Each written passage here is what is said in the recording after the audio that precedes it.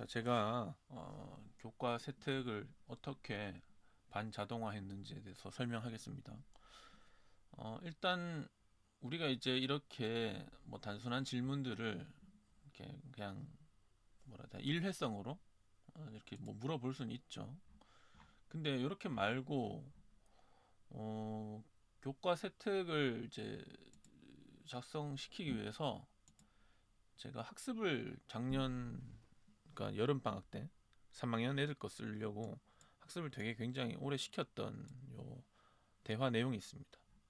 여기부터 이제 시작을 한 건데 뭐 이렇게 대화가 길어요. 길고 실제로 애들 이제 활동 내용을 주고 뭐 써봐라고 하기도 하고 해서 여러 가지 시행착오를 겪으면서 얘가 나중에는 뭐 지금 이렇게 길게 설명 못하니까 어, 점점점 세특 형태로 모양이 바뀌더라고요. 글이 제가 원하는 대로 계속 이게 학습을 시켜줘야 됩니다. 그래서 나중에는 거의 반자동화 되어서 어디 있냐? 제가 이제 키워드까지 뭐 정리해서 이제 달라고 했었던 부분이 있는데 어디 있지?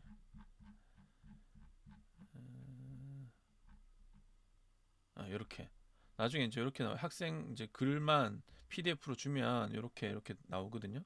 근데 문제는 PDF 같은 걸 주면은 얘가 그 OCR이라 그러나 그 글자를 해독하는 그 뭐라 해야 되나 그런 기능을 이제 발휘를 해서 이걸 작성을 하기 때문에 일종의 이제 이게 뭐라 해야 되지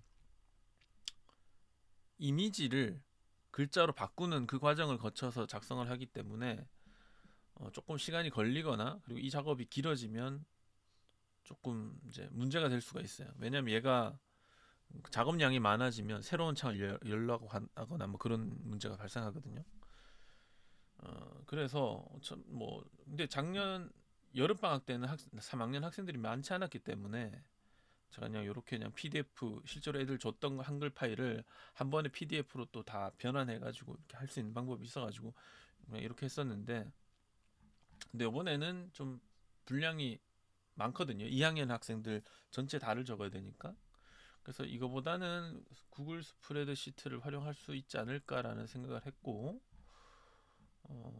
어쨌든 뭐 보시면 이제는 여러 개를 넣어서 한 번에 다 뽑아지는 이런 것도 됐다라는 것을 보여주는 거고 결론적으로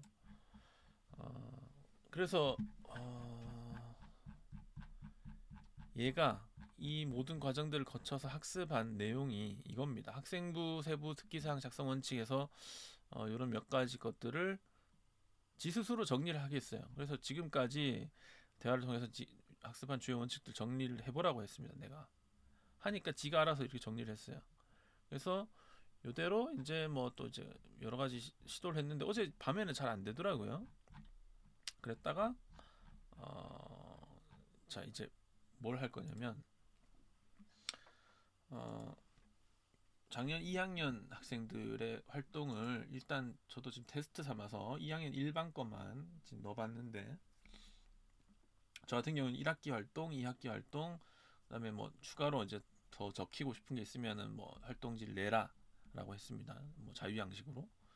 그래서 자유 양식으로 많이 안 내니까 이 친구들 이제 몇도 없는데 그래서 이 친구들의 세특을 적을 때 음, 또 어떻게 해야 되나 싶어서 다 그냥 챗GPT한테 물어보면 돼요. 자, 어떻게 물었냐? 그냥 어디 있냐? 자, 자, 요렇게 이 앞에 있지.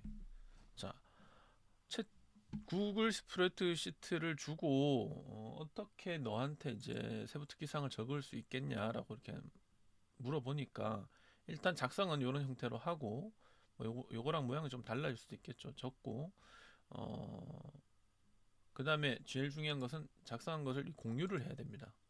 공유를 모든 사용자가 편집할 수 있도록 접근할 수 있도록 해야겠죠, 그죠? 아마 편집까지는 아니어도 될 겁니다. 그래서 링크로 공유를 하고 그 다음에 뭐 이제 명확한 셀을 지정을 하고 이렇게 작성해줘라고 하면 됩니다. 그래서 저도 테스트 삼아 강나훈이에 대해서 요 링크를 먼저 주고 이제 요거 Shift하고 엔터를 쳐야 됩니다. 여기서 여기까지 그래야 넘어가거든요. 위 주소의 시트는 지난 1년간 학생들의 학교 활동 정년표야. 1번 강남 학생의 1학기 활동, 2학기 활동, 추가 활동, 1학기 활동, 2학기 활동, 추가 활동. 얘는 추가 활동이 있죠, 그죠?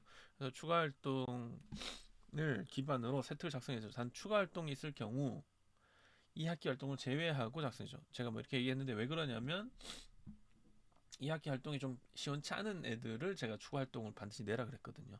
그래서 이렇게 한 거고 뭐 이렇게 물어서 이제 하니까 지가 알아 접근을 했나 봐요. 그래서 이렇게 적어주더라고요. 얘가 학습한 지 오래되면 원래 제가 학습시켰던 내용을 잊어버리는 경향이 있더라고요. 그래서 너가 앞서서 학습했던 학생부 세부 특기사항 작성 원칙을 지켜서 작성해야지 다시 해라고 했습니다. 왜냐면 저 앞에 아까 봤던 어딨나 아이씨 뭐가 많네.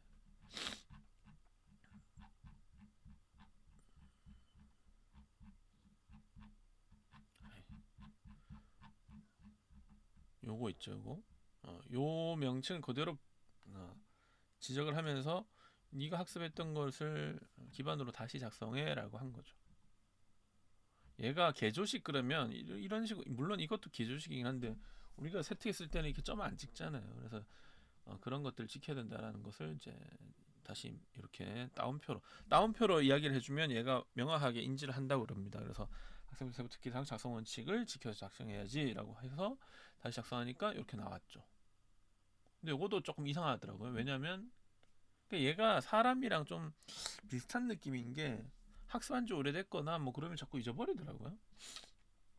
그래서 뭐 슈링크플레이션이라는 것은 강나훈이가 추가 활동에서만 했던 내용인데 이것만 가지고 썼더라고. 제가 분명히 1, 2학기 활동이랑 추가 활동을 다 고려해서 쓰고 만약에 추가 활동이 있을 경우는 2학기 활동 빼고 쓰라고 그랬는데 그냥 추가 활동만 가지고 쓴 거야. 그래서 뭐라 해서 다시 써준 거죠. 그래서 이걸 갖다가 여기다가 이제 붙여 넣은 겁니다.